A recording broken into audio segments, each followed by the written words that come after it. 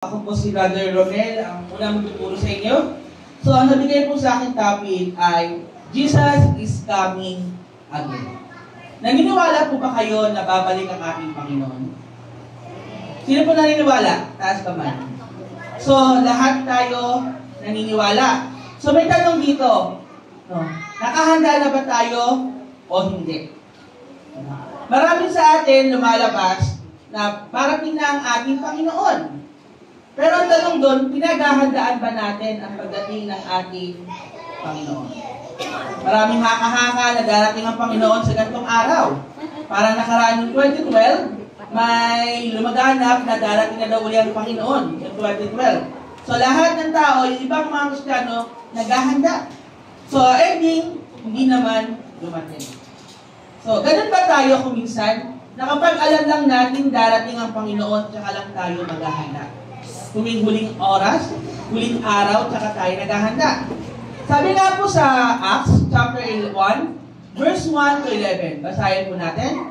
Mahal kong Theophilo, sa aking unang aklat ay isinalaysay ko ang lahat na ginawa at itinuro ni Jesus, buhat sa pasimula hanggang sa araw na siya'y umakyat sa langit. Bago siya umakyat sa pamamagitan ng kapangyarihan ng Espiritu Santo ay nag-iwan siya ng mga bilin sa kanyang mga apostol na kanyang hinira. Sa loob ng 40 araw pagkatapos ng kanyang pagkamatay, nagpakita siya sa kanila sa pamamagitan ng maraming katibayan ay pinatunayan niya siya'y buhay. Nagturo siya tungkol sa paghahari ng Diyos, samantalang siya'y kasama pa nila. Pinagbilinan sila ni Jesus, huwag muna kayo aalis sa Jerusalem. Sa halip, hintayin ninyo noon ang ipinangako ng Ama na sinasabi ko sa inyo. Si Juan ay nagbautismo sa tubig, ngunit di magtatagal at babautismohan kayo sa Espiritu Santo. Nang magkatipon si Jesus at mga alagad, nagtanong sila kay Jesus, Panginoon, itatatag na po ba ninyo muli ang kaharian ng Israel? Sumagot si Jesus, ang mga panahon at pagkakataon na itinakda ng Ama sa kanyang sariling kapangyarihan at hindi kailan pang malalaman ninyo kung kailan iyon. Subalit tatanggap kayo ng kapangyarihan pagkababa sa inyo ng Espiritu Santo. At kayo'y magiging mga saksi ko sa Jerusalem, sa buong Judea at sa Samaria at hanggang sa dulo ng daigdig. Pagkasabi ni Jesus, ito si Jesus ay inakyat sa langit habang ang mga alagad ay nakatingin sa kanya. Natakpan siya ng ulap habang sila ay nakatitig sa langit at siya ay inaakyat, ay may dalawang lalaki na kapatid na lumitaw sa tabi nila. Sabi nila, kayo mga taga-Galilea, bakit kayo nakatayo dito at nakatingin sa langit? Itong si Jesus na umakyat sa langit ay magbabalik gaya ng nakita ninyo pag-akyat na. So dito mababasa natin sa Acts chapter 1 verse 1 to 11, no? Isinalaysay muna kung ano ang ginawang mabuti ng ating Panginoon. Sinalaysay mula sa simula hanggang sa wakas. Hanggang siya namatay at muling nabuhay. So makapansin natin bandang huli, sinabi dyan, umakyat na ang ating Panginoon. Pero nangako siya na siya ay babalik muli. Pero wala siya sinabi kung kailan. Sinabi dito, no, Jesus is coming. Ito si Jesus na umakyat sa langit ay magbabalik gaya na nakita nyo pag-akyat na. So wala ang binigay na oras, panahon. Basta sinabi ng ating ng Panginoon na siya ay babalik. Si Jesus ay talagang darating. Personal. Siya mismo yung bababa. Siya mismo dito yung pupunta. Hindi na magbapadala ng anghel, kundi siya muli ay babalik dito sa mundong ito. Makikita ng lahat. Pag may mga artista dumating, agad tumatakbo tayo mga tao. Tama? Iba nababalik pa, dala pa. Pag dumating ang Panginoon kaya at nakikita ng lahat, ano kaya yung magiging reaction natin? Matatakot ba tayo? Alam, Panginoon, di pa ako ready. Akyat ka muna, balik ka muna. Magaganon ba tayo? Wait lang, Lord. Teka lang, magsisisi muna ako. Ganun ba dapat tayo? Kung kailan huli na, tsaka tayo mag-ready? Sinabi din, maririnig. Maririnig natin ang pagbaba ng ating Panginoon. Merong mga trumpeta na tayo ay maririnig. Senyales na ang Panginoon ay babalik na sa mundong ito. Kasama ang anghel. O hindi lang siya nag-iisang babalik, kundi personal siyang babalik kasama ng mga anghel sa langit. Nadala ang kapangyarihan at kaluwalhatian. Ito ay sinabi ng ating Panginoon. Sabi sa Acts 9:11, nanonood sila. Mukha lang ang Panginoon ay hindi natin nakikita nakatitig sa atin. Pero habang siya ay naghihintay ng panahon na babalik, siya ay nanonood sa atin. So, dito rin sinabi na nung umakyat ang Panginoon sa langit, maraming nanonood sa Kanya. Nandiyan ang Kanyang mga alagad. Umakyat sa langit pabalik. No, hanggang sa mawala na sa paningin nila ang ating Panginoon. Tumingin ng matatag ay magbabalik gaya nakita ninyong pag-akyat niya.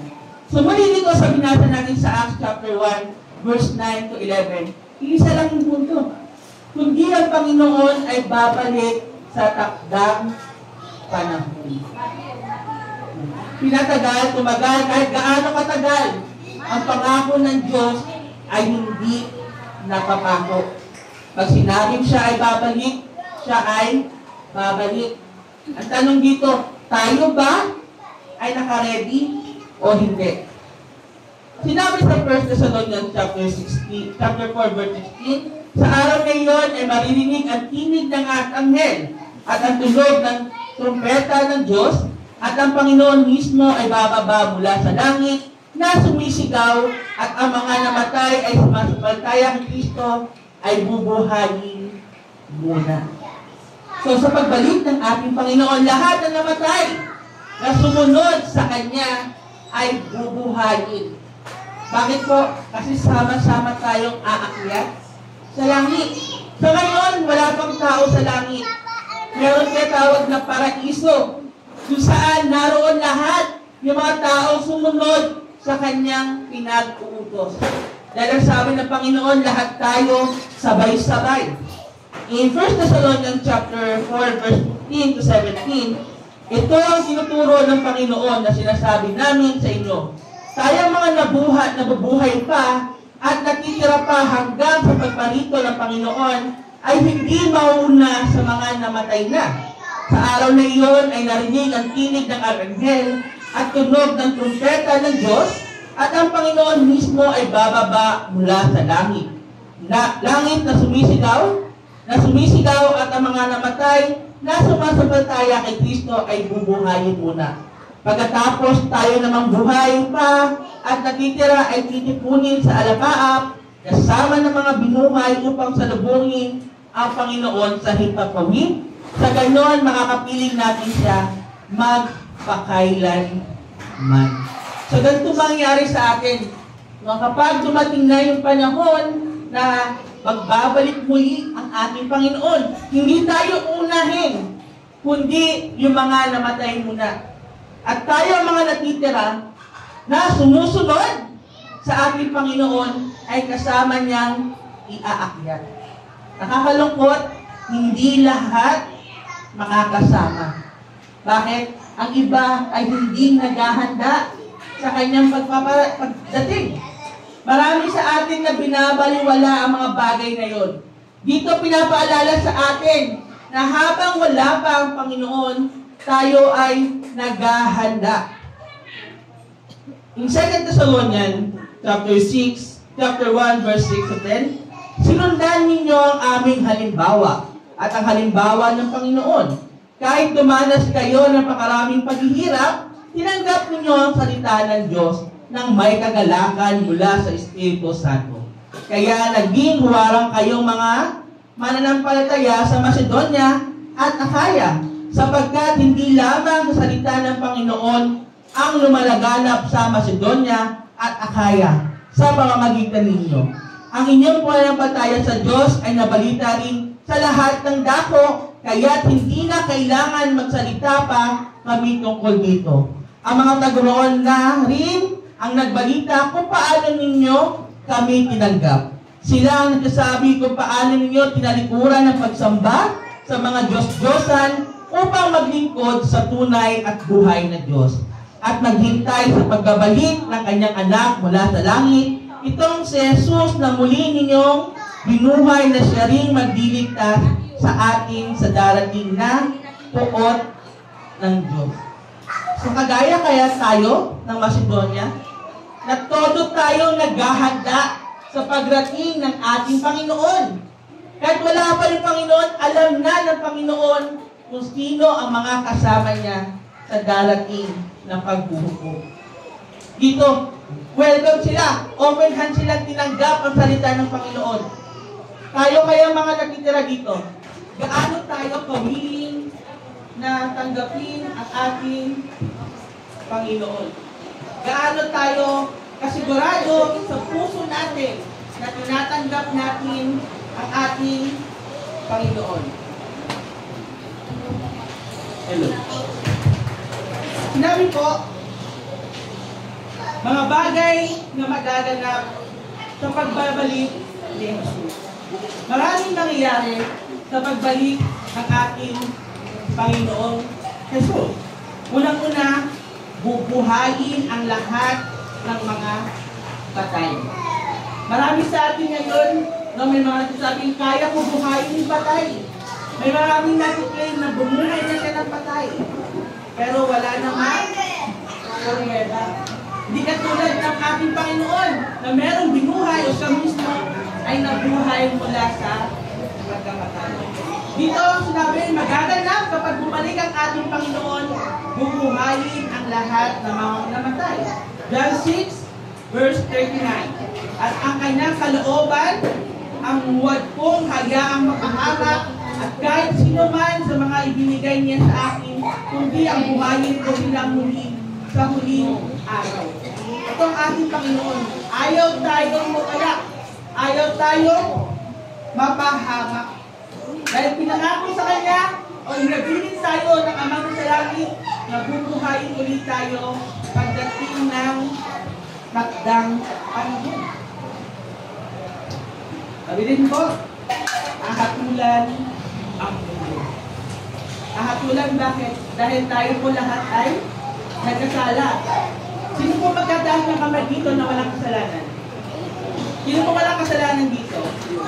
Kasi ito mga bata. Wala silang alam yan. Pero tayong lahat na nakakaalam ng tama at mali ay hahatulan tayo ng ating Panginoon. Sinabi po ni 2 Corinthians chapter 5 verse 10, sapagkat lahat ng tao ay haharap sa hukuman ni Kristo at tatanggap ng narapat ayon sa ating mga gawang mabuti o masama nang tayo'y nabubuhay pa sa katawang ito. So, ahatulan tayo sa kung anong ginawa natin. Isipin natin ngayon, nung tayo'y nabubuhay pa, sumunod ba tayo sa ating Panginoon? Nung tayo'y nabubuhay pa, naging marites kaya tayo. May guilty.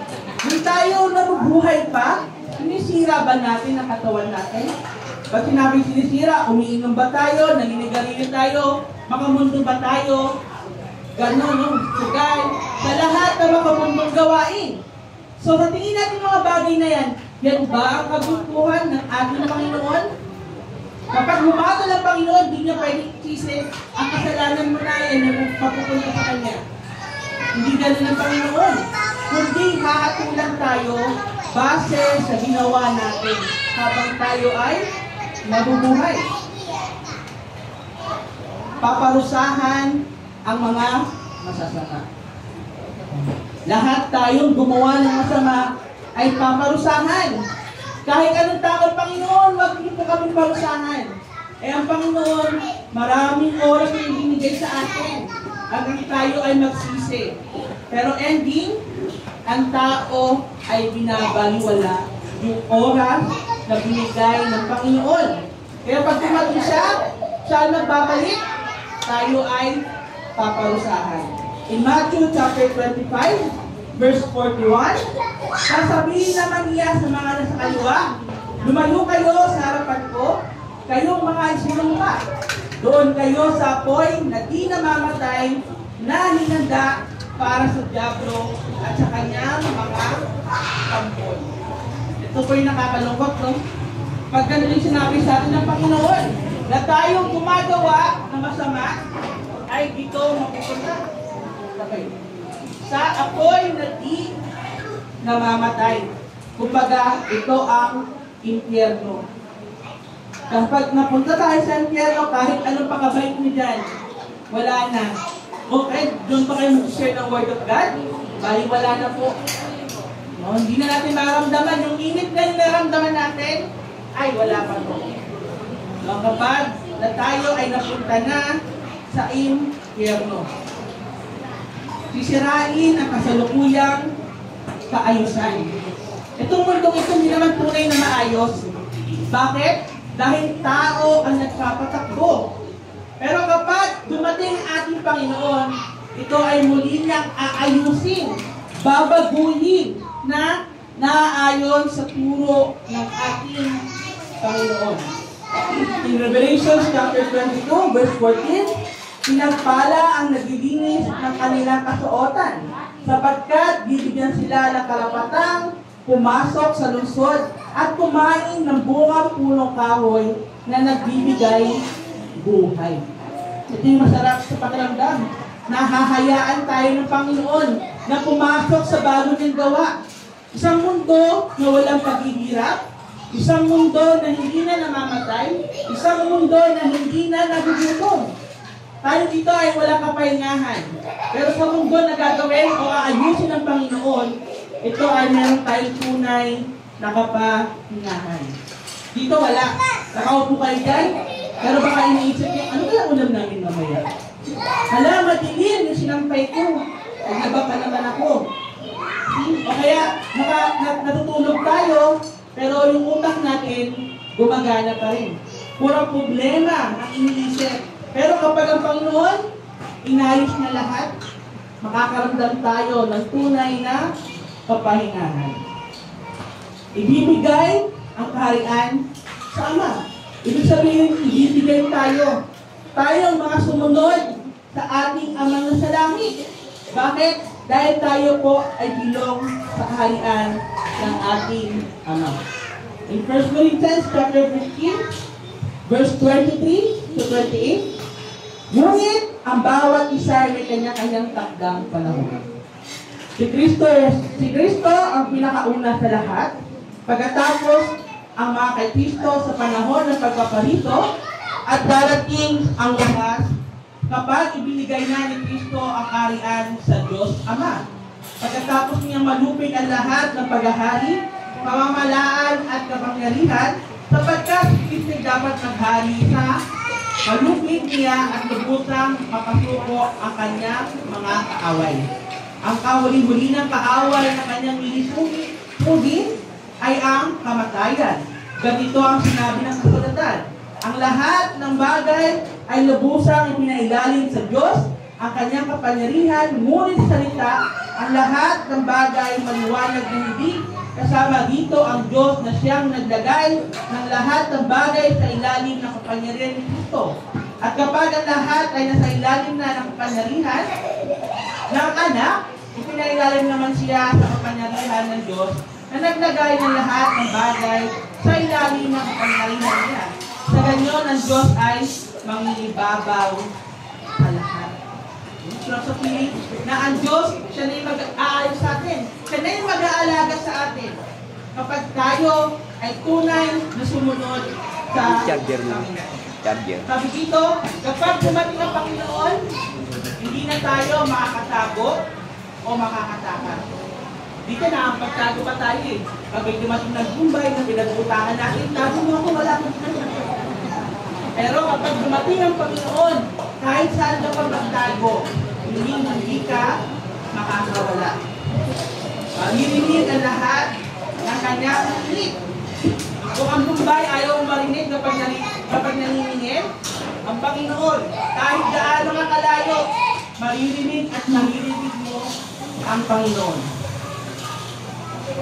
Huwag ninyong pagtakahan, sapagkat darating ang oras na maririnig ng mga patay ang kanyang tinig, at sila'y babangon. Lahat ng gumawa ng kabutihan ay babangon patungo sa buhay na walang hanggan. At ang lahat ng gumawa ng kasamaan ay babangon patungo sa kaparusahan. Tanong kaya natin sarili natin ngayon, kapag dumating ng Panginoon, anong bangon tayo? Saan tayo pupunta?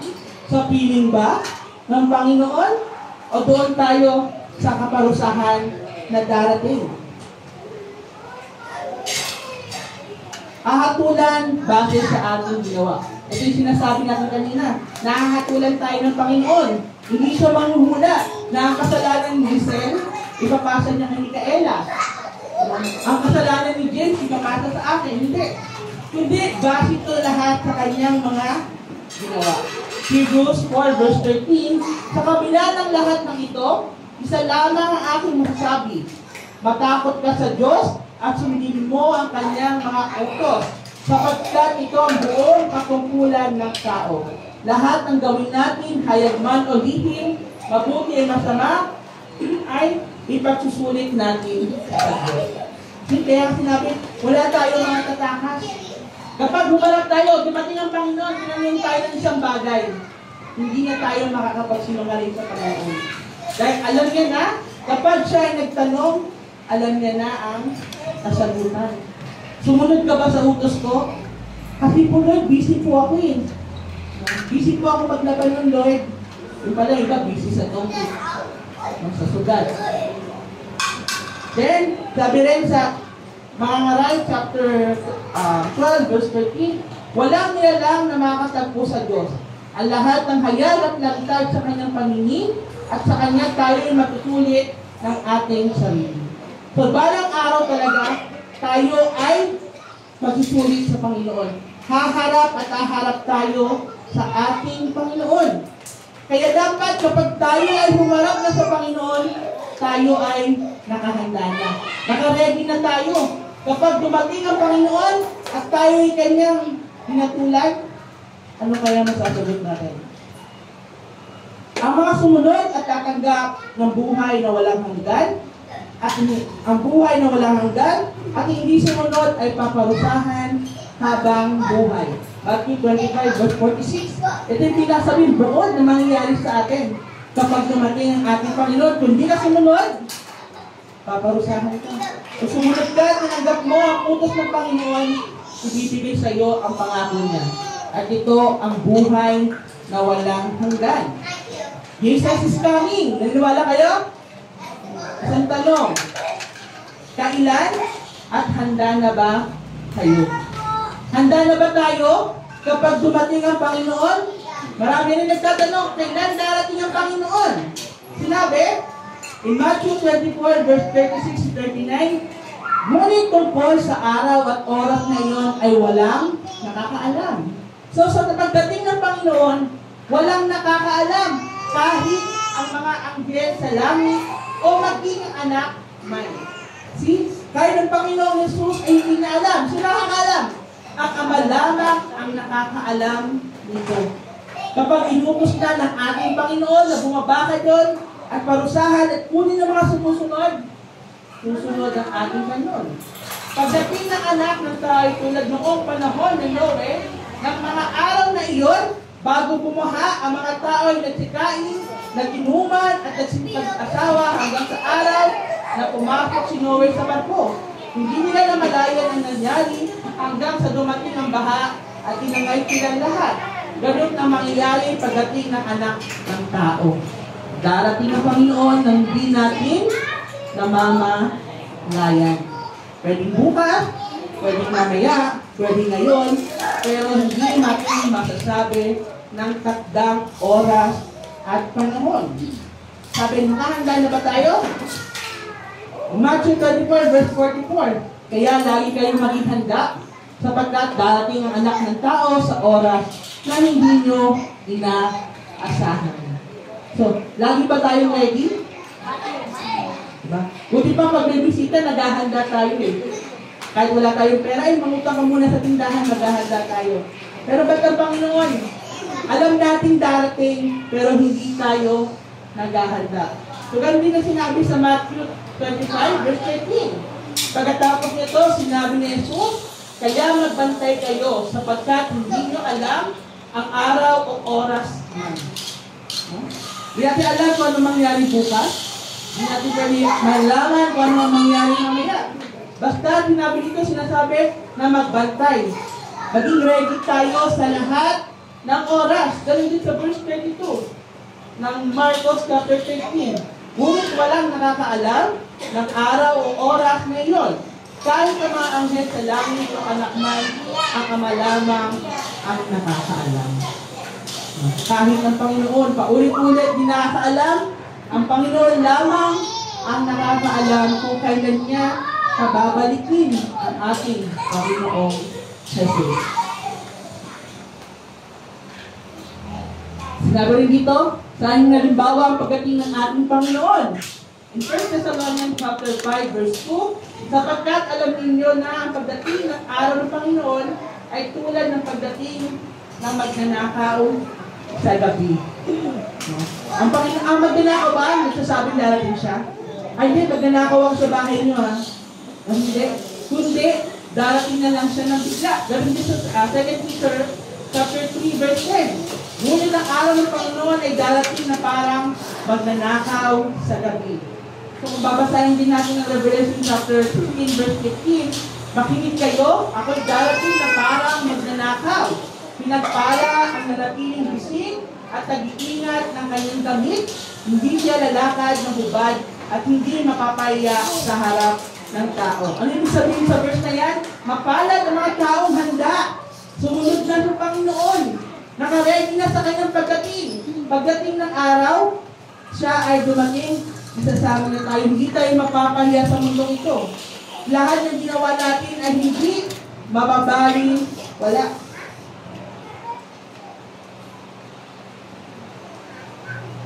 Diyos Amala ang nakakaalam sa pagdating ng ating Panginoon. Ngunit wala nakakaalam ng araw o oras na iyon. Kung binasa natin, verse 23, mag-ingat kayo at maging handa dahil hindi ninyo alam kung kailan ito mangyayari. Di alam kung ano ang mangyayari sa atin.